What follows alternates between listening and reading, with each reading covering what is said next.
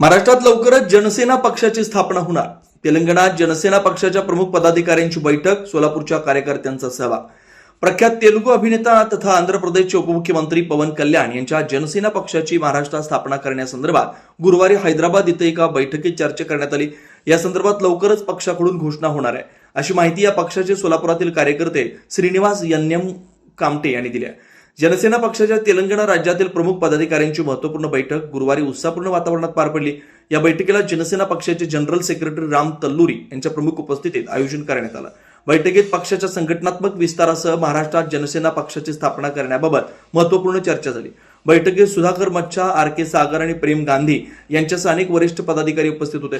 या बैठकीत सोलापूरहून जनसेना शाखेच्या वतीनं श्रीनिवास बिटला, अनिल कुंडा, आनंद अवधूत, पत्रकार रोहन श्रीराम आणि श्रीनिवास यन्नम कामटे यांनी सहभाग नोंदवून महाराष्ट्रातील संघटनात्मक कामकाजाबाबत आपलं मत मांडलं.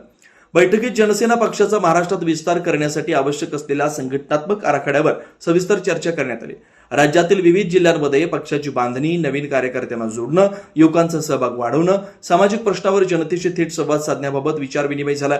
यावेळी पक्षाचे जनरल सेक्रेटरी राम तल्लुरी यांनी महाराष्ट्रात जनसेना पक्षाची स्थापना करण्याचा निर्णय लवकर जाहीर करण्यात येणार असल्याची माहिती दिली. सोलापूर शहरातून जनसेना पक्षाच्या संघटनात्मक विस्ताराला सुरुवात करण्यात येणार असून त्याबाबतची अधिकृत घोषणा येत्या काही दिवसात केली जाईल, असं त्यांनी स्पष्ट केल्याची माहिती श्रीनिवास यन्नम कामटे यांनी दिली. महाराष्ट्रातील जनसेना कार्यकर्त्यांना संघटित करून पक्षाची मजबूत उभारणी करण्यासाठी वरिष्ठ नेतृत्वाकडून आवश्यक मार्गदर्शन आणि सहकार्य मिळणार असल्याचं बैठकीत सांगण्यात आलं. आगामी काळात महाराष्ट्रातील विविध शहरांमध्ये बैठका, सदस्य नोंदणी अभियान आणि संघटनात्मक कार्यक्रम राबवण्याचा प्राथमिक आराखडा या बैठकीत मांडण्यात आलाय. या बैठकीमुळे महाराष्ट्रातील, विशेषतः सोलापूरमधील जनसेना कार्यकर्त्यांमध्ये उत्साहाचं वातावरण निर्माण झालंय. पक्षाच्या विस्ताराला नवी दिशा मिळणार असल्याचा विश्वास उपस्थितांनी व्यक्त केलाय. महाराष्ट्रातील जनसेना पक्षाच्या वाटचालीसाठी बैठक महत्वाचा टप्पा ठरणार असल्याचं मत व्यक्त करण्यात आलंय.